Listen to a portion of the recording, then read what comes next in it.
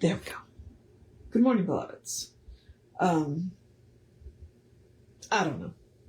I got up and went for a bike ride. That's about all I know, right? Okay, so we're doing Hidden Power of the Bible. So let's do the housekeeping. And all the housekeeping is me reminding you that we are Creative Life Spiritual Hub. Website is creativelife.org. Constant contact email info@creativelife.org. I don't know. You get one email a week, tells you what's going on for the week and the month, and the hot links are hot.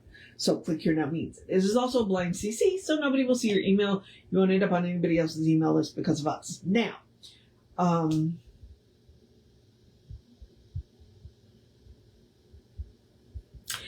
social media. We don't monetize the social media. We don't want to do all the ads any more than you do, so we ask you instead, go like, subscribe, follow, based on which platform you're on, and then engage with the individual post by reacting, commenting, and sharing. It bumps us in the algorithms, more people see our stuff. So a free and easy way that you can support the center is by getting our stuff in front of more people. There we go. All right. I worked out yesterday. My shoulders are sore, so my shoulders are tight, which is causing a headache, which is making it hard to think. So here we are. Okay, so we're doing the Hidden Power of the Bible. Let me remind you, it is not very big, which means he is only doing what he considers the most relevant passages to our lives today. Does he think the whole Bible is relevant? Absolutely yes. But again, Bible's a library. This is not a very big book. So we have been working our way through Matthew. We are going to do Matthew 22, and we're going to go ahead and do both of the articles that follow Matthew 22, because Matthew 22, the part of Matthew 22, he picked out really, really short. So we will do it's like literally 3 paragraphs. And then from there, we will do the resurrection of the dead, again, short, and the 2 great commandments. Not as short, but here we are. All right. So, Matthew 22.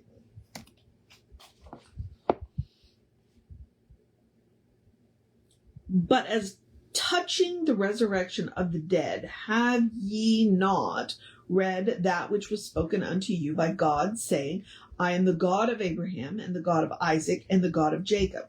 God is not the God of the dead, but of the living. Jesus said unto him, Thou shalt love the Lord thy God with all thy heart, and with all thy soul, and all thy mind. This is the first and great commandment. And the second is like unto it. Thou shalt love thy neighbor as thyself. On these 2 commandments hang all the law and the prophets. Okay?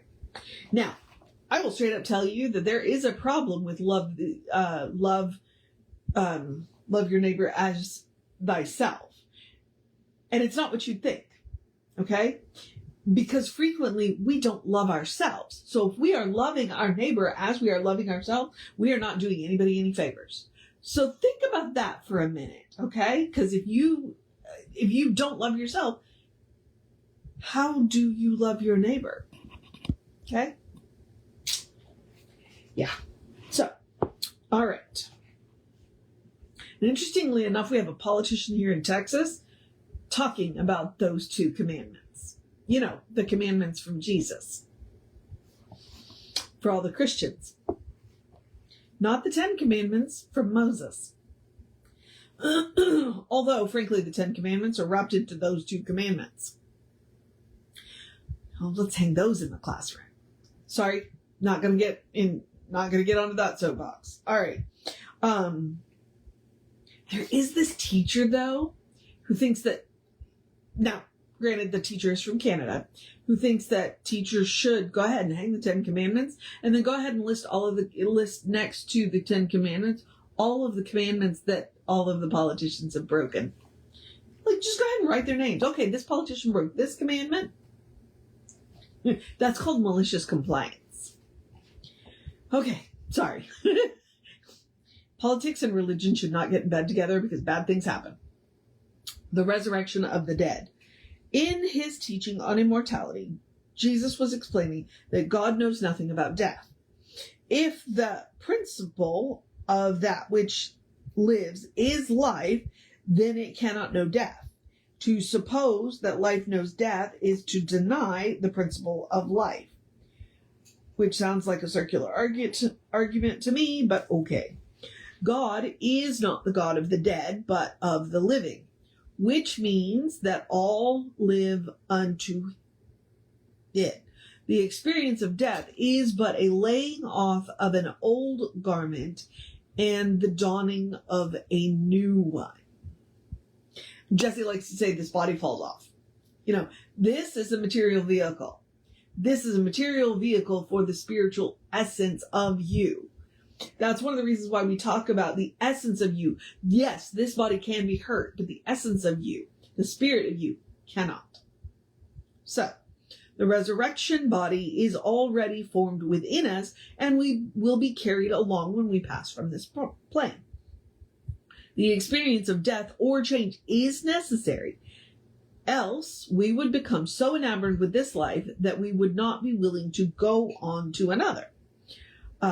When the body is no longer a fit instrument through which the soul may function, it is laid aside and a new one is used. God sees only the expression, never the process through which the expression takes place. Hence, God knows no decay or death. Okay.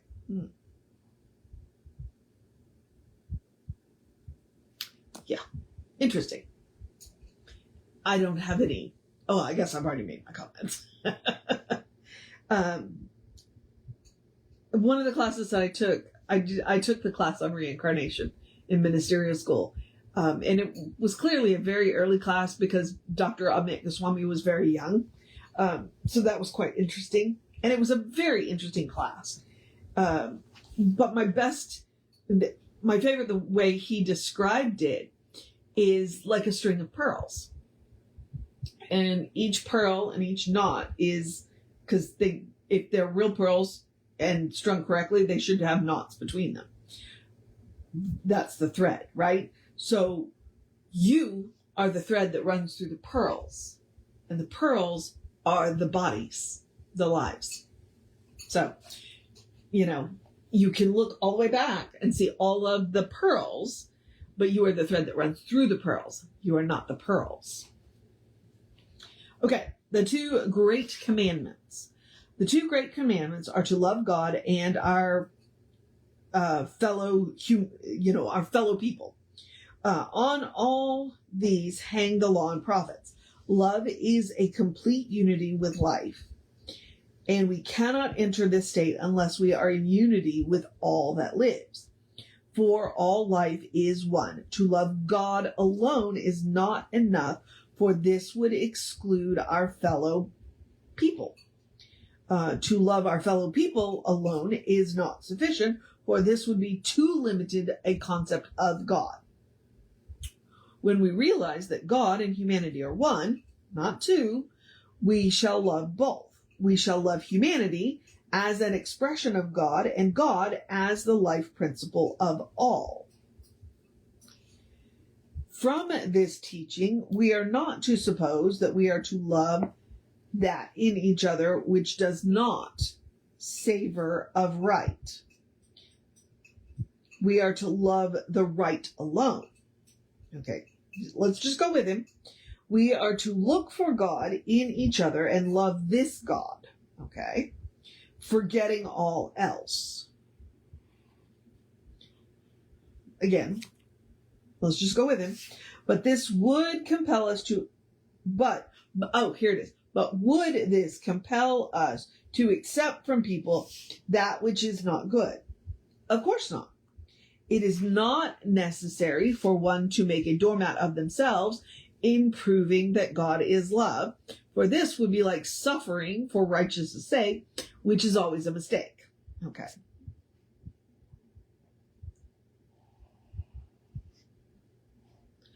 We should be wise in the ways of the world as well as imbued with divine wisdom.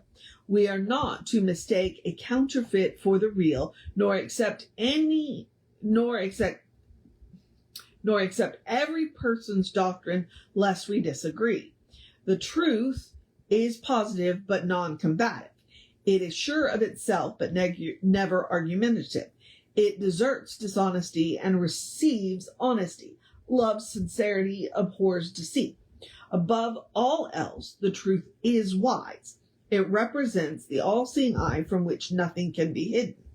The student of truth will receive all that comes in the name of the Lord. That is all that is of truth. All else will fall by its own weight. So notice how he didn't deal with, okay. Yeah. So I said what I said. I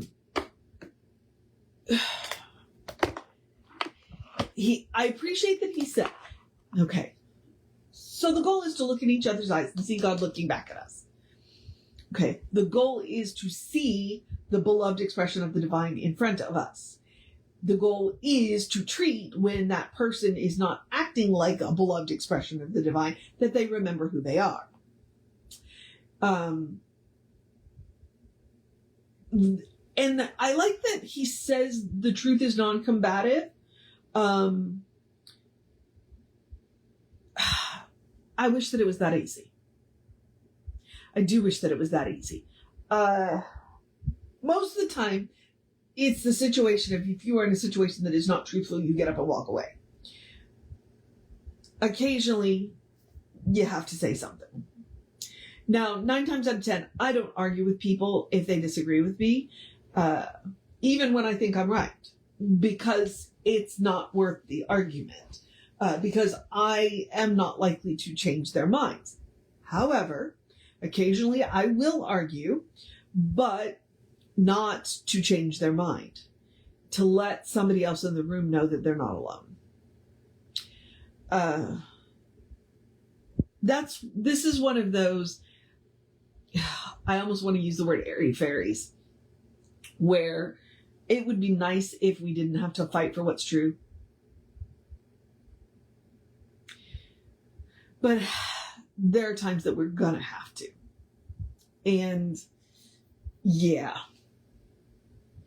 here we are.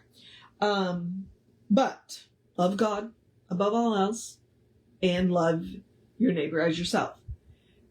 Now, that, like I said, does beg the question of how do you love yourself?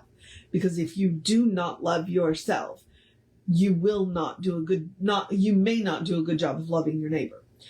I do get the argument sometimes it's easier to love somebody else better than you love yourself, but still, in this situation, if we are to love God above all else, and we are made from God's stuff, and they are made from God's stuff,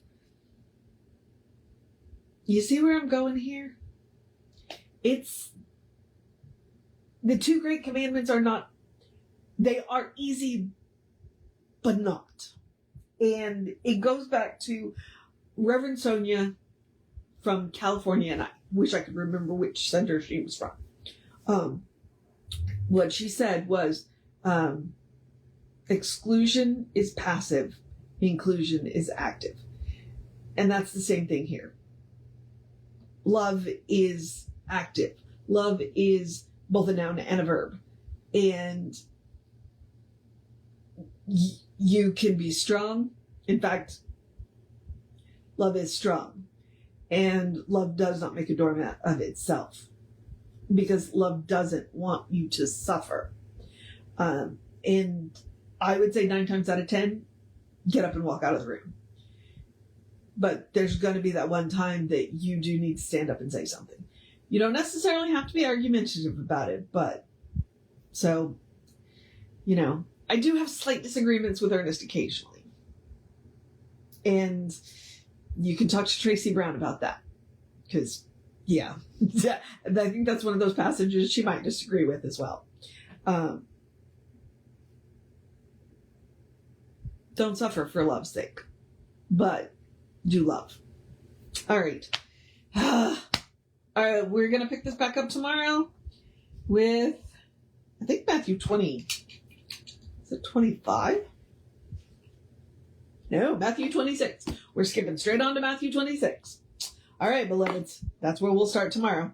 So now I'm going to encourage you to have a great day, a wondrous day, a fantastic day, a magical day, an enchanted day, a wonderful day, an awesome day, an amazing day, a you got this day, a take care of business day, a drink plenty of water day, a cuddle your fur babies day, a stay out of the direct sunlight between 10 and 2. Our feels like for basically 10 days is going to be, the actual temperature is going to be 100 degrees.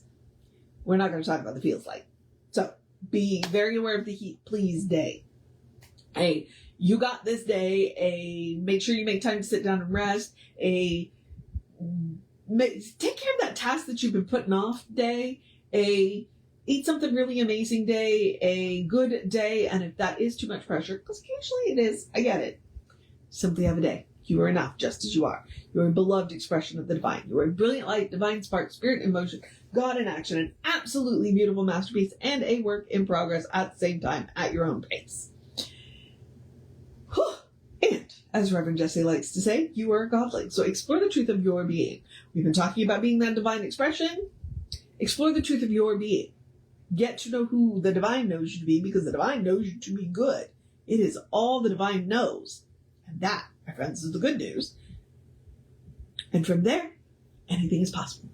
All right, beloveds. I'm going to move on into the process of my day. So I'm going to move, I'm just going to remind you, Reverend David should be on around sometime this afternoon, and I'll be back with you in that 9:15 hour. All right, beloveds, take care of yourself. Know that you are loved always, and I will see you next time.